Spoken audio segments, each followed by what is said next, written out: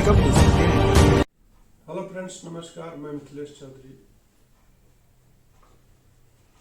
सुख करने का मजा कब आता है? जब दुख करके आप सुख प्राप्ति करते हो।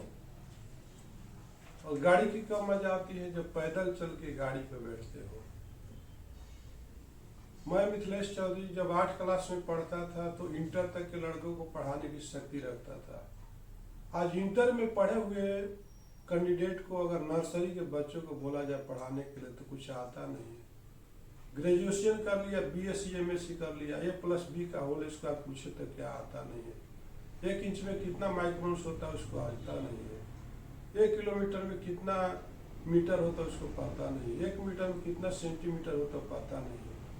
तो आज के लोग कुछ सीखना नहीं चाहते हैं। कंपेयर पहले के लोग करे तो बहुत मेहनती होते थे।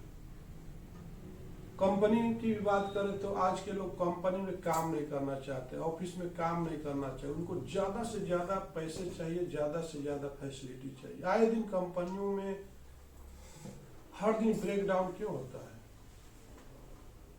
आए दिन आपके घरों में डेली लोग बीमार क्यों होते हैं? एक ही रीजन है कि वहां पे लोग अलर्ट नहीं है, काम करने के लिए जागरूक नहीं है। आइए हम आज बात करने वाले हैं कि अगर आप पीवीसी स्क्रैप का काम करते हो तो आपके पास पीवीसी का ग्राइंडर मशीन होगा जो स्क्रैप को ग्राइंडिंग किया जाता है, उसके अंदर काटा जाता है। तो पीवीसी का ग्राइंडिंग मशीन में बोथ साइड में 3-3 ब्लेड लगा होता है। टॉप बॉटम में एक ब्लेड होता है और सेंटर में एक ब्लेड होता है, राइट। तो जो ऑपरेटर लोग होते हैं, अगर ऑपरेटर कंपनी में अच्छा है, वो मशीन का नॉलेज रखता है, उसका देखभाल अच्छा करता है, तो कोई भी मशीन कभी भी ब्रेक डाउन नहीं आएगी। अगर फैमिली में भी अगर उसका मम्मी डैडी अच्छे हैं बच्चे के और उसका अच्छा केयर करते हैं, टाइमली सब कुछ करते हैं, उस फैमिली में भी कभी बीमारी नहीं आ सकती है। लेकिन वो बच्चे भी उनका बात सुनने वाला होना चाहिए। कंपनी में भी काम करने वाला कंपनी का ऑनर की बात सुनना चाहिए। लेकिन आज कोई भी सुनने के लिए तैयार नहीं है। कोई भी EN31 और EN10 बनने के लिए रेडी नहीं है। सब लोग अपना MS प्लेट बन के ही रहना चाहते हैं। तो मरो, कुछ करोगे तभी तो जिंदा रहोगे। तो आज ही जैसे कि आपका ग्राइंडर मशीन होता है, ग्राइंडर मशीन में ब्लेड जो लगे होते हैं, दोनों साइड से जो ब्लेड लगे होते हैं ऐसा, और बैक साइड में भी लगे होते हैं। तो ब्लेड का आपको जैसे जैसे आप ब्लेड चलता है तो जाहिर सी बात है कुछ घिसता है। कोई भी चीज गर्म होगा तो घिसेगा, यूज करो तो घिसेगा।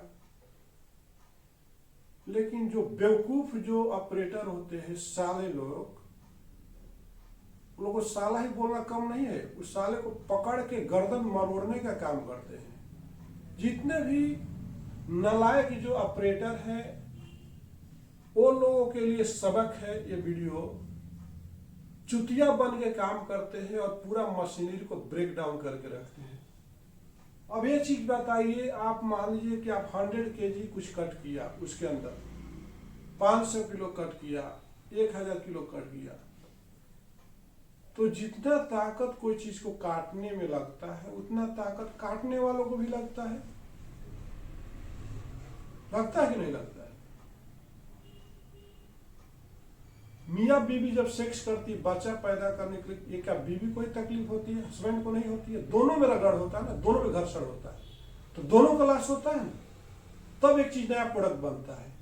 उसी तरह से कंपनी में जब आपको ब्लेड चलता है तो ब्लेड डे बाय डे घिसता है। तो उसके लिए आपको कोई फिक्स बोल्ट नहीं किया गया है कि आप उसको बोला गया है कि आप अपने बाल के 1 mm 2 mm ही गैप रखना है, अलाइनमेंट करते रहना। हर दिन चालू करने के टाइम में, बंद करने के टाइम में आपको दोनों ब्लेडों को आपको अलाइनमेंट करते रहना चाहिए, ठीक है।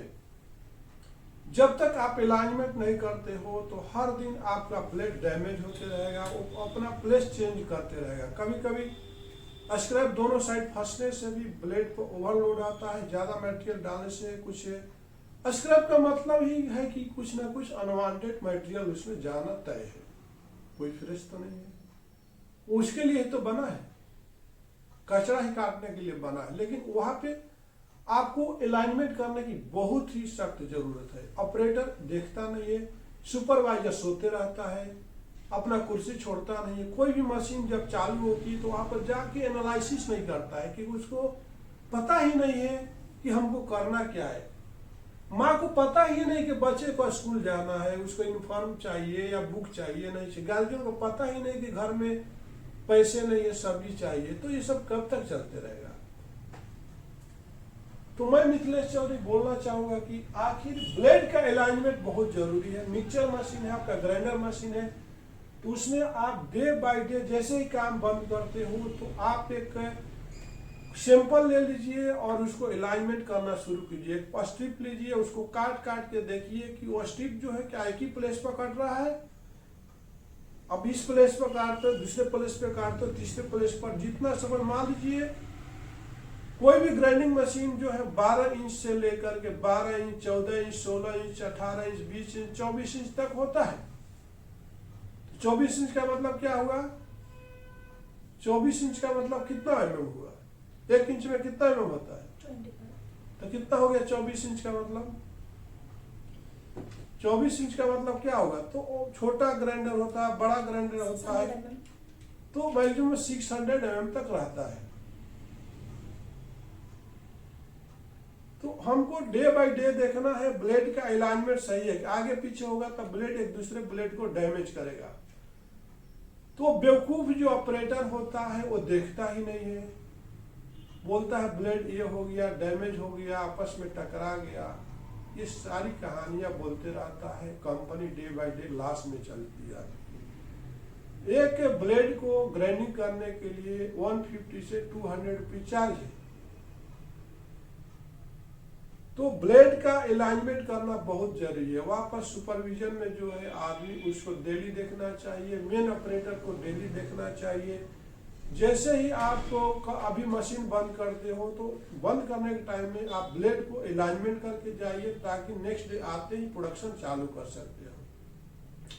होता क्या है, जैसे जैसे हम उसको यूज करते हैं ब्लेड घिसते जाता है, तो घिसने के बाद फिर आपको अलाइनमेंट करके थोड़ा फेस गैप को कम करना होता है। ज्यादा गैप होगा, मोटर लोड लेगा, चलने नहीं देगा, और उसमें कोई भी मटेरियल सॉफ्ट डालोगे तो वो क्या है, उसको चलने नहीं देगा। राइट? जिस तरह से नरम लकड़ी रहेगी तो ज्यादा लोड लेती है, सूखी लकड़ी रहेगी तो कम लोड लेती है।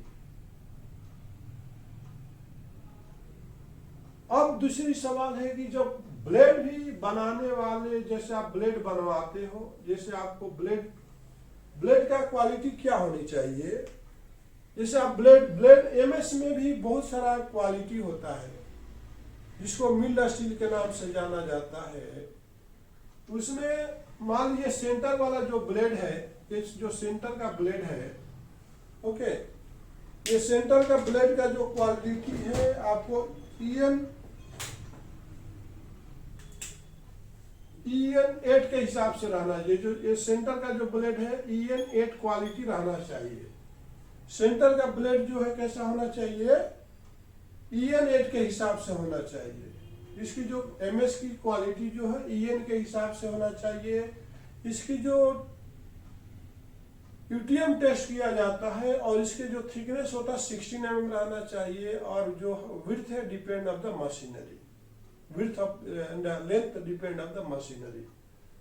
तो सेंटर का जो ब्लेड है आपको EN 8 के हिसाब से रहना चाहिए, नहीं तो EN 24 ग्रेड का रहना चाहिए। और अगर ये आपको ग्रेड आपको कोई भी मशीन वाला नहीं देता है तो इसका मतलब डेली आपको कुछ ना कुछ प्रॉब्लम आते रहेगा। अब जो टॉप जो है, मान लीजिए टॉप और बॉटम का जो ब्लेड है, इसका जो क्वालिटी है EN 31 के हिसाब से रहना चाहिए। किसके हिसाब से रहना चाहिए? इसके हिसाब से रहना चाहिए। थोड़ा फोन आप लोग बंद कर दीजिए प्लीज, जब वीडियो चलता है तो वीडियो पर ध्यान दीजिए। राइट? कोई ये फोकट में आप लोग को 1 घंटे का टाइम जो देता हूँ, कुछ नॉलेज के लिए देता हूँ ना। EN 31 क्या है? EN 31 क्या है? क्या बोला हमने? EN 31 जो है टॉप और बॉटम का ब्लेड होना चाहिए जिसमें काफी हार्डनिंग पॉइंट रहती है, ज्यादा हार्ड रहता है। क्या रहता है? वो जल्दी घिसता नहीं है, लेकिन गलत अलाइनमेंट करने के बाद टूट भी सकता है। जैसे कच्ची लकड़ी जो है टूटती नहीं है, लेकिन सूखी लकड़ी टूट जाती है। तो इसलिए दिया जाता है कि ये घिसता बहुत कम है। ये जो EN31 जो है ब्लेड अगर बनाते हो ग्राइंडर का, तो घिसता बहुत कम है। उसको जितना ज्यादा घिसोगे कम घिसेगा। किसमें? उसमें सिलिका, मैग्नीशियम, मैग्नीज और निकोल, ये सारी की परसेंटेज अच्छा रहता है। कार्बन केवल आपको 0.35% तक रहता है। कार्बन जितना ज्यादा स्टील के अंदर रहेगा उसका लाइफ कम रहता है। तो इसलिए कभी भी ब्लेड आप बनवाते हो किसी से, तो ये देखना चाहिए कि जो ब्लेड बनाने वाला जो ब्लेड दिया है आपको EN31 के हिसाब से दिया है कि MS प्लेट खाली बना दिया। अगर MS प्लेट में बना देगा तो डेली आपका जैसे कुछ जाएगा हार्ड चीज वो बेंड हो जाएगा। यह रीजन होता है कि आपका धार चला जाता है, क्योंकि जो ब्लेड की जो क्वालिटी है EN31 के हिसाब से नहीं है और EN10 और EN24 के हिसाब से ब्लेड की क्वालिटी नहीं है। तो आपने देखा कि जब आपके पास इंडस्ट्रीज है, PVC स्क्रैप का काम करते हो, ग्राइंडिंग का काम करते हो या कोई भी PVC प्रोडक्ट बनाते हो, तो जो भी रिसाइकिल प्रोडक्ट होता है उसमें आपको ग्राइंडिंग करना ही होगा। उसको जब तक ग्राइंडिंग करके 5-5 mm 10-10 mm का आप टुकड़ा नहीं बनाते हो, जब तक उससे ग्रेन्युअल नहीं निकाल सकते हो। ग्रेन्युअल जब तक नहीं निकालते हो तब तक कोई भी प्रोडक्ट आप नहीं बना सकते हो। तो आपको कभी भी ये चीज ध्यान रखो। और एवरीडे एक इंचार्ज की ड्यूटी बनती है, एक ऑपरेटर की ड्यूटी बनती है कि alignment is important for avoid the breakdown. अगर आप ब्रेकडाउन को बचाना चाहते हैं, कंपनी को बचाना चाहते हो, लॉस से बचाना चाहते हो, तो डेली आपकी रिस्पॉन्सिबिलिटी है कि उस ग्राइंडर का अलाइनमेंट को देखिए। नहीं तो मोटर भी जल सकता है, ब्लेड भी डैमेज हो सकता है, उसमें जो अलाइनमेंट के लिए बोल्ट डाले हो वो भी टूट सकता है। तो सबसे बड़ा उस मशीन को खराब करने वाला का जिम्मेदारी किसकी है? गाड़ी जब आप चलाते हो 4 व्हीलर पंचर क्यों हो जाती है? गाड़ियां रोड पर चलने से पंचर नहीं होती है, और निवन जगह पर ले जाने से पंचर होती है। जहां पर कोई गाड़ी नहीं जा सकती है, जिस रास्ते पर कचरा है, कुंडी है, वहां पर आप अपनी गाड़ी को लेके जाते हो तो पंचर होना तो निश्चित है। मेन रोड पर, हाईवे पर कोई गाड़ियां पंचर नहीं होती है मेरे भाई। आपको गाड़ी चलाने नहीं आता है क्योंकि वो गाड़ी दूसरे की है। दूसरे की बीवी को, बेटी को क्या कदर करोगे आप? आप तो इस्तेमाल करके फेंकने ही वाले हो। उसी तरह से दूसरे की मशीनरी को आप इस तरह से यूज करते हो कि आए दिन उसका ब्रेकडाउन होता है। जिस दिन आप खुद की इंडस्ट्री लगाओगे तो मेरे भाई पता चलेगा कि ब्रेकडाउन क्या होता है और कंपनी वालों को कितनी तकलीफ होती है। जिंदगी में अगर तरक्की करना है तो जो काम करते हो उसको ईमानदारी से करो। जो भी आपको काम करता है, चाहे ग्राइंडर ब्लेड बनाने वाले जितने भी लोगों को मैं बोलना चाहूंगा, किसी भी कंपनी को अंधेरा में मत रखो मेरे भाई। अगर ब्लेड का काम करते हो तो शार्प उसको अच्छा कीजिए, ताकि वहां पर जाने के बाद अलाइनमेंट प्रॉपर तरीका से हो जाए।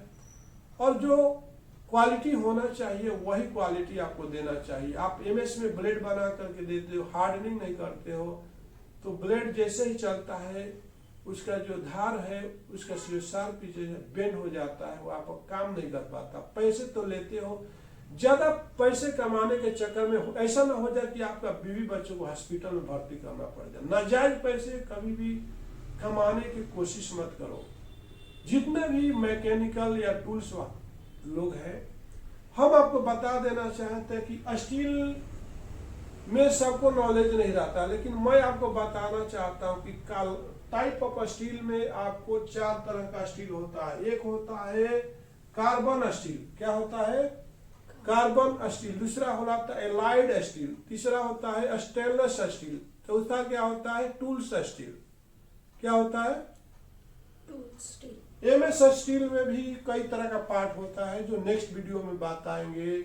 इसके बाद एलाइड स्टील का बताएंगे, फिर आपको स्टेनलेस स्टील का बताएंगे और टूल्स स्टील। तो लोग क्या करते हैं, आपको बेवकूफ बनाने के लिए, जहां पर एमएस स्टील का रेट 60 कम रेट में मिल जाता है, वहीं पर EN31 का और EN10 का जो कॉस्ट ज्यादा रहता है, तो वो आपको न बना करके पैसे तो उतने लेते हैं और उसी में बना देते हैं। होता क्या है, आपका एवरीडे एक तो ऑपरेटर की वजह से आपका ब्रेक डाउन होता है, दूसरे आपका ब्लेड के क्वालिटी से आपका ब्रेक डाउन बहुत ज्यादा होता है। तो जितने भी पीवीसी प्रोडक्ट में काम करने वाले लोग हैं, पीवीसी इंडस्ट्रीज में काम करने वाले लोग हैं, तो आपको भी बचना होगा और सामने वालों को भी बचाना होगा। ऑनर क्या कर सकता है,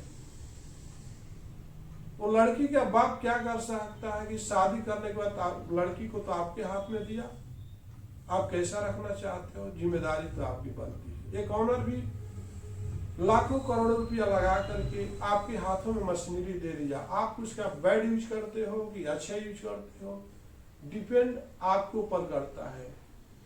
लेकिन हाय तो सबकी लगती है, किसी को इतना मत सताओ कि कहीं आपको इस दुनिया में भागते भागते प्रलय आ जाए और आपको जगह न मिले। इसलिए मैं मिथिलेश चौधरी आपको बोलना चाहता हूं, जितने भी ऑपरेटर लोग हैं इस इंडस्ट्री में, पीवीसी इंडस्ट्री में या रबर इंडस्ट्री में, कोई सा भी इंडस्ट्री में,